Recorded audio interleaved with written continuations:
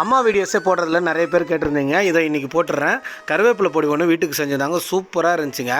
டிஃபனுக்குமே சூப்பராக இருக்குது. சாப்பாட்டில் போட்டு பிணைஞ்சு சாப்பிட்டாலும் அட்டகாசமாக இருக்குங்க.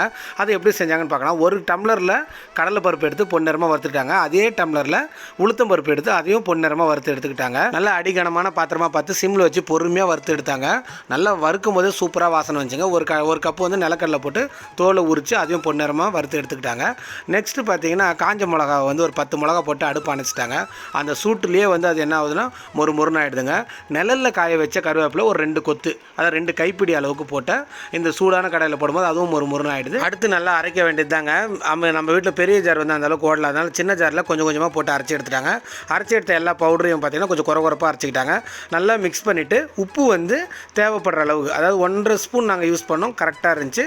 உங்களுடைய உப்பு அளவுக்கு தேவை மாதிரி நீங்கள் போட்டு மிக்ஸ் பண்ணிங்க. உடம்புக்கு ரொம்பவே நல்லதுங்க. டேஸ்ட்டும் சூப்பராக இருக்குது. ட்ரை பண்ணி பாருங்கள்.